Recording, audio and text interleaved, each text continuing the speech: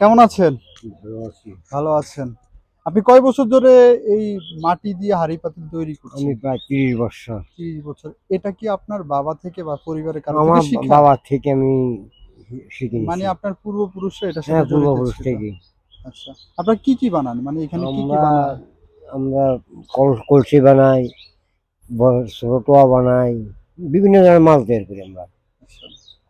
মুসিবাতি, মানে শাড়ি মাটি দিয়ে এগুলি যে জিনিসগুলো তৈরি হয় আপনারা সবকিছুই তৈরি তৈরি করেন। করি। আচ্ছা। এবং এখানে কি আছে একটু আমাদেরকে দেখাবেন? অবশ্যই দেখাতে পারবো। হ্যাঁ, কি আছে? এই যে দেখেন, এই যে আমরা এই যে গরু,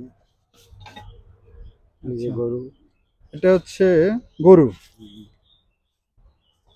আচ্ছা, এই জিনিসটা বানাতে কতদিন লাগে আনুমানিক? আমরা মনে করেন এই মালটা মনে করেন ৩ দিন আমরা কাজ শেষ করি। ৩ দিন। এই একটা কাজ ৩ দিনে আমরা শেষ করি। আচ্ছা।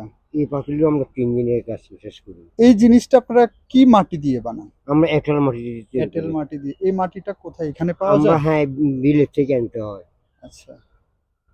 আপনার ধরেন হচ্ছে এই মাটিটা দিয়ে আপনারা এটা বানানোর পরে এরপরে রোদে শুকাতে হ্যাঁ, হয়। রোদে শুকাতে হয়। এরপরে এরপর আমরা ফুটতে হয়। আগুনে পুড়ান। হ্যাঁ, আগুনে পুড়াই। পুড়ানোর পরে এটা এই কালার হয়। না, এটা আমরা আবার পুড়াইয়া এরপর আবার আমরা ডিব্বার রং ব্যবহার করি। আচ্ছা। ডিব্বা রং। হ্যাঁ, এটা রং দিছেন হ্যাঁ, না? এটা রং। তার মানে আপনি পাকা রং। এটা ধরেন এই এটার মধ্যে রং আছে? হ্যাঁ, এটাও তো রং আছে। উপরেরটা রং নাকি? হ্যাঁ, এই উপরটা রং। ভিতরে তো রং নাই। না, ভিতরে রং নেই। আচ্ছা। এগুলো পাখির বাসা। পাখির বাসা একদম ওই যে বিভিন্ন জায়গায় গাছে দেয় হ্যাঁ, বাসায় হ্যাঁ, রাখে এই পাখির বাসা। আচ্ছা। তো এর ভিতরে অনেকটি কোয়ালিটি আছে। আচ্ছা, এটা কি এটা ব্যাঙ বানাইছে? হ্যাঁ, ব্যাংক এটা পয়সা রাখার জন্য। পয়সা রাখার জন্য যে মাটির ব্যাঙ। আসলে এই শিল্পটা এই হারিয়ে যেতে বসেছে। আর আপনাদের এখানে তো কোনো ডাইস নাই। আপনারা তো সবকিছু না, হাতে আমাদের নাই, গাছ নেই, আমাদের সব হাতে। হাতে বানান। হ্যাঁ, মানে বিদ্যুতের কোনো কাজ নাই। না, বিদ্যুতে আছে, বিদ্যুৎ বিদ্যুতের আছে, লাইন আছে, মোটর আছে। না, এমনি তো আপনারা এই, না, সবকিছু হাতে নিজের। হাতে। আচ্ছা। আরেকটা জিনিস সেটা হচ্ছে আপনারা এই জিনিসটা মানে কত দিনের ভিতরে কাজ শেষ করতে পারেন নরমালি, যেটা একটা ধরেন এই হাঁড়ি এই হাইট আমি মনে করি আমরা পুরো একবার ৭ দিনে আমরা কমপ্লিট করি। 7 দিনে। ৭ দিনে। এটার জন্য আপনাদের রোদ লাগে। হ্যাঁ, রোদ্র লাগে। এরপর হচ্ছে আপনাদের এটা রোদ্র শুকায় মানে যেই আগুনটা ধরান সেটা কি দিয়ে? লার্কি দিয়ে? রাখি। লার্কি, কোনো গ্যাস না? না, না, আপনার নাম কি? দিলীপ। দিলীপ। আপনাদের মানে এই যে শিল্প মানে এটার সাথে আপনি কতদিন জড়িত আছেন? এটা তো বহুত বছর। অনেক বছর। আপনি কি আপনার হ্যাঁ, পরিবার থেকে শিখে আসছেন? হ্যাঁ। আচ্ছা। মানে আপনার ছেলে মেয়েরা কি এটার সাথে জড়িত হতে চায় কিনা? চাইবো না কেন?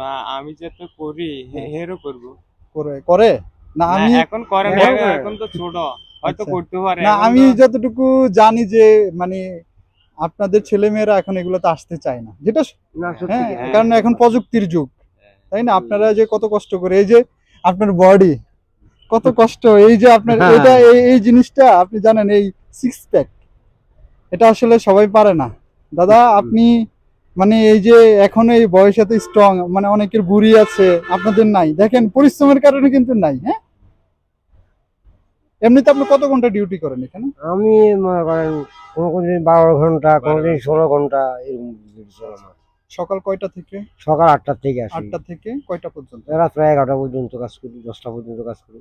আচ্ছা। আপনারা তো এখানে ধরেন মাসিক বেতনে কাজ না, করেন? আমি প্রোডাকশনে কাজ করি। প্রোডাকশনে। আচ্ছা, আপনিও না?